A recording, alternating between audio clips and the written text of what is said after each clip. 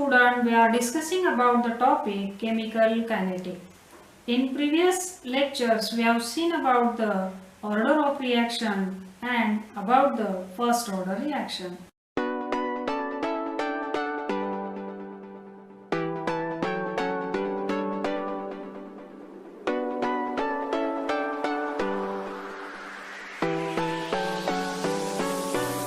Now, in part 3, we are discussing the graphical representation of first order reaction.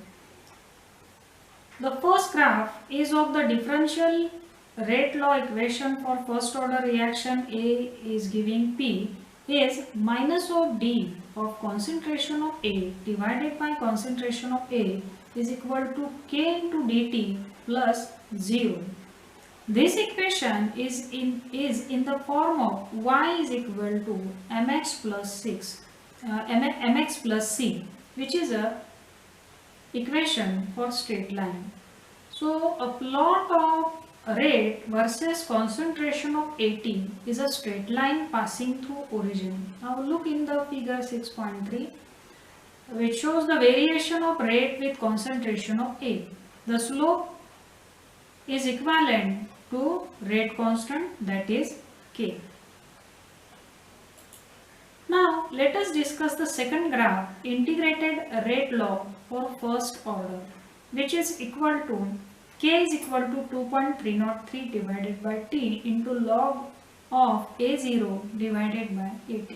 If we rearrange this equation, then this equation will become as KT divided by 2.303, which is equal to log of A0 divided by AT, which can be written in the form KT divided by 2.303 is equal to log of A0 minus log of AT.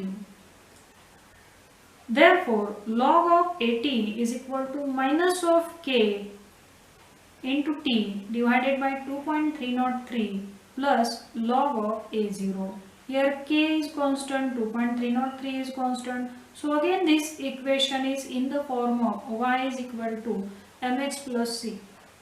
So this is again the equation of straight line. So if we plot the graph of log of A0 divided by AT versus t time, then it will be a straight line.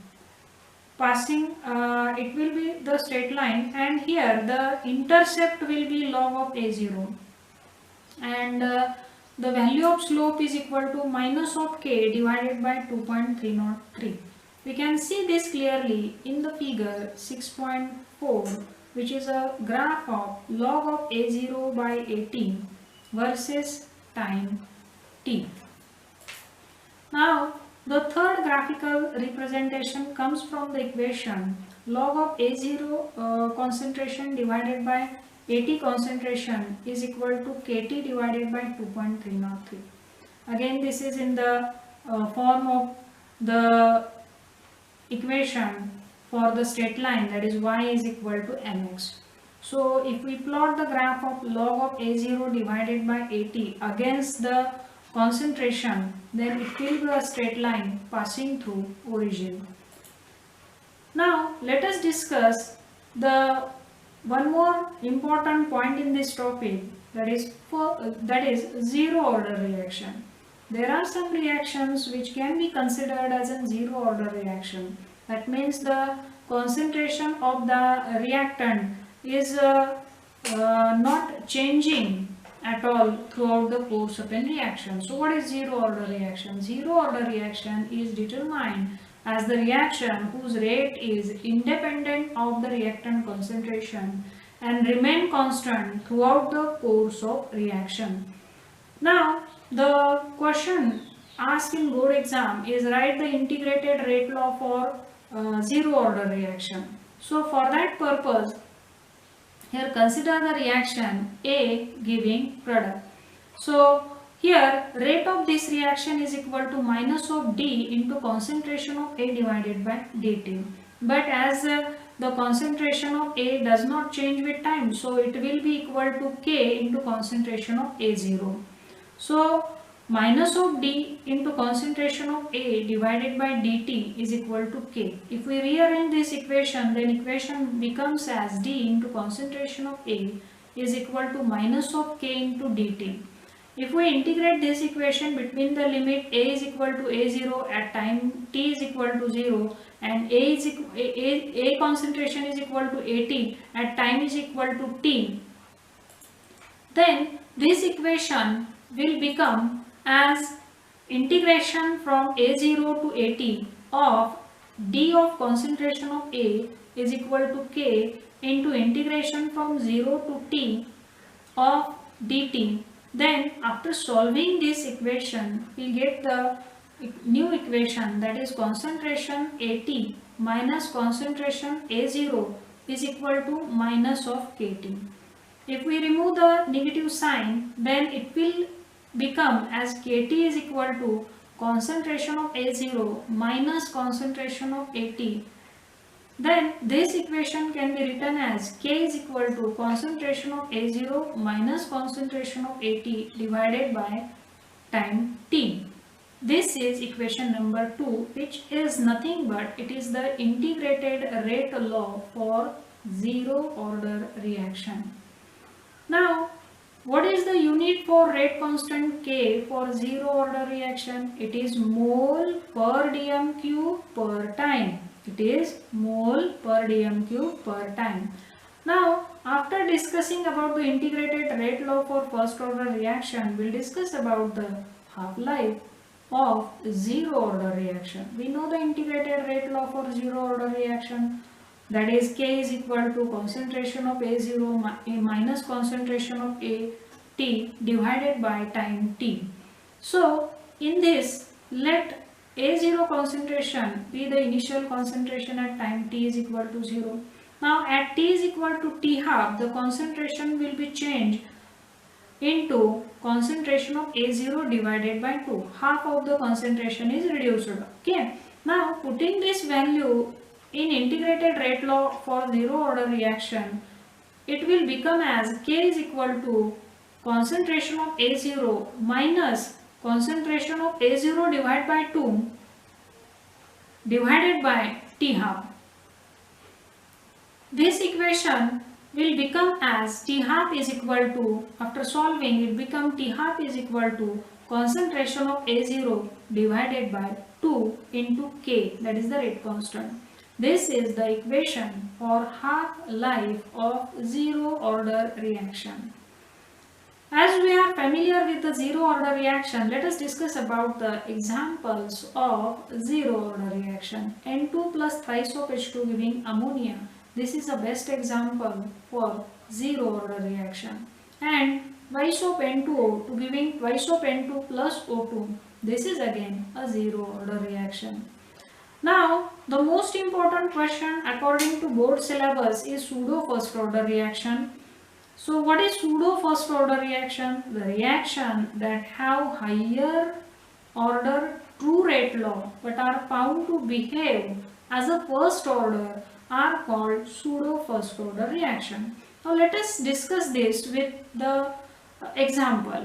Example is the hydrolysis of methyl acetate, which is a ester. That's a when we hydrolyze this methyl acetate, that is the ester, it will get converted into acid and alcohol. So CH3COOCH3 plus H2O will give CH3COOH, that is acetic acid, plus CH3OH, that is methyl alcohol. Now if we apply the rate law, then rate is equal to K dash into concentration of CH3COOCH3 into concentration of H2O. The reaction was expected to follow second order kinetics. However, the reaction experimentally found to be first order, as here the concentration of water is considered as a constant because its a change is negligible. So rate is equal to K dash into concentration of methyl acetate into K double dash. This K double dash is for the concentration of H2O. So the rate will become, rate is equal to K into concentration of methyl acetate, where K is equal to K dash into K double dash. So this K is finally nothing but it is the rate constant. The reaction in this way first order.